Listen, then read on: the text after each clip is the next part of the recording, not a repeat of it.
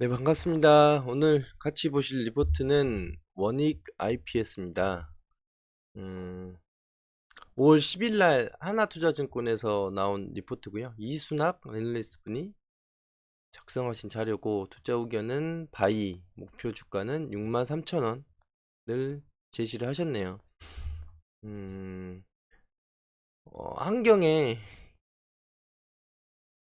요즘에 리포트가 많이 나오긴 하는데 주가도 많이 떨어지고, 근데 이제 반도체 쪽 리포트가 전혀 안 나와서 한번 찾아보다가 저희 NC 지인분 NC가 발표했던 원익 IPS도 있길래 같이 좀 보거든요. 요즘에는 뭐 시크릿컬 쇼핑 뭐 의류 쪽이 주를 이루는 것 같더라고요.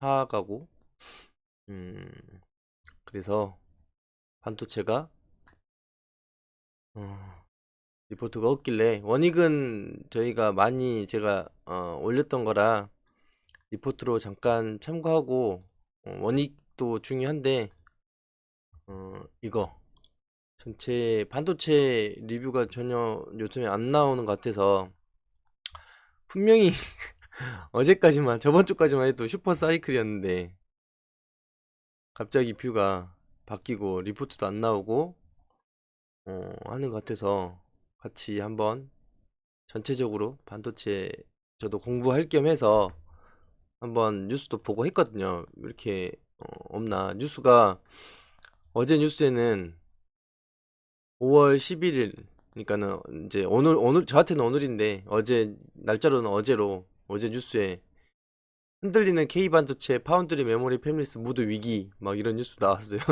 삼성자 파운드리 TSMC 격차 벌어지고 메모리는 후발주자 추격에 선두 수상 난관 2년간 지지부진 팹리스는 더 심각 반도체 악재 스마트까지 영향 우려 추락하는 K 반도체 경쟁력 하고 뉴스가 막 나오더라고요.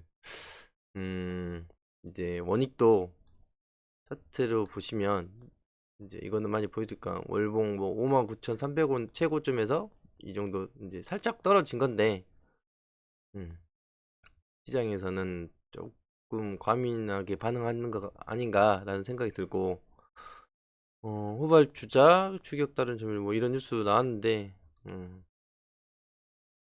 여기에다가 추가로 오늘 리포트도 또 이런 유진투자증권에 나온 리포트인데 타이완 테크놀로지에서 대만 4월 매출 분석.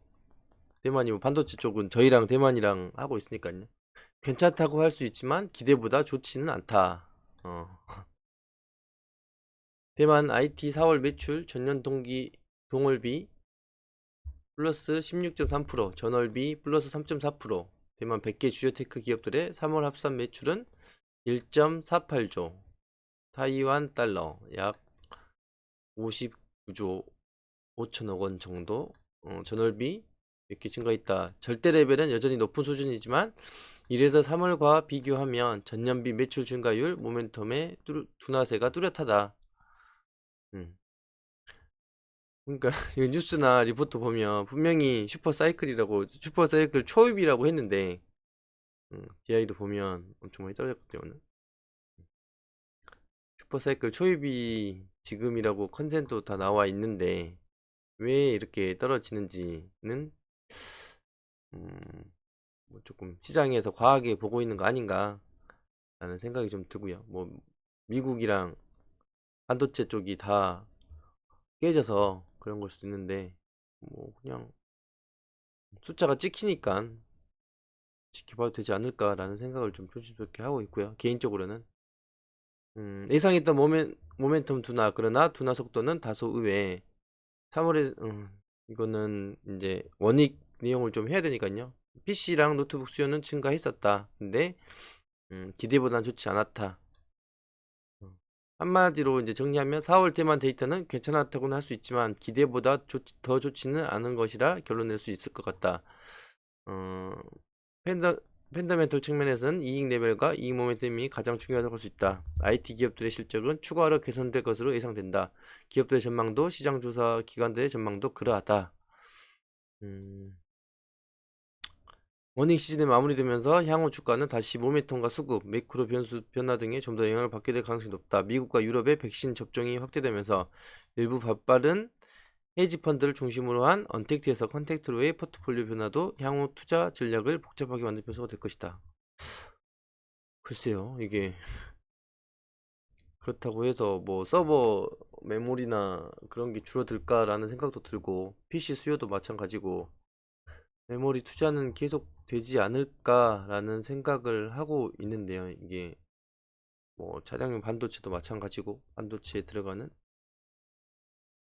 디램, 랜드 다 필요할 것 같다. 저는 이거 보면서 뉴스 보면서 그렇게 생각했거든요. 격차가 벌어지니까 TSMC랑 차이가 많이 난다 그런 내용이거든요. 그래서 댓글에는 뭐 이재용 이야기도 있고 한데 제 개인적으로 투자자 입장에서는 이렇게 차이가 격차가 벌어지니까 투자를 해야 된다. 그리고 또 미국에 이번에 뭐 21일인가 바이든하고 뭐 만난다고 하잖아요. 그래서 그때 또 이야기 나올 수도 있다라는 생각 가지고 있고. 아니 아무리 저도 보유하고 관심 종목들이 반도체가 좀 많아서 보면 22년 이제 컨센이지만 물론 증권사 컨센으로 나오는 거지만 뭐 아예 생각 없이 나온 건 아니니까 뭐 6배, 5배, 6배 받고 있는데 22년 컨센으로 이걸 과연 놓을 수 있나라는 생각이 들더라고요, 이게. 음. 지금 핫한 걸로 가야 되나 엄청 고민이 많이 되는데 저도 마우스를 잡았다 뗐다 하는데 고민이 좀 돼서 같이 한번 봤습니다. 그리고 원익 리포트 보시면 원익 IPS 1분기 실적은 양호한 수준입니다. 고객사의 수요 비트그로스와 설비 투자 금액을 상향함에 따라 설비 투자 사이클은 내년까지 상승 곡선을 그릴 것으로 전망됩니다. 실적 성장이 단발성에 그치지 않고 장기화되고 있어 동사에 대한 긍정적인 의견을 유지합니다. 1분기 실적은 시대 기대치에 부합. 1분기 실적은 매출액 2,546억 원, 영업이익 241억 원으로 당사 추정치를 소폭 상회하고 컨센서스에 부합했다. 반도체 장비에서는 D램과 낸드 비중이 30%, 50%가량 차지하면서 고르게 매출 발생했고 고객사 역시 삼성전자와 하이닉스 양쪽에서 고른 분포를 보였다. 특히 낸드에서 SK 하이닉스 비중이 40%까지 높아진 것을 감안하면 상반기 고객사의 낸드 투자가 집중되고 있는 것을 알 수 있다. 영업이익률을 10%를 넘지 못한 것은 디스플레이 장비에서 수익성이 다소 낮은 애칭 장비 위주로 납품되었기 때문이다.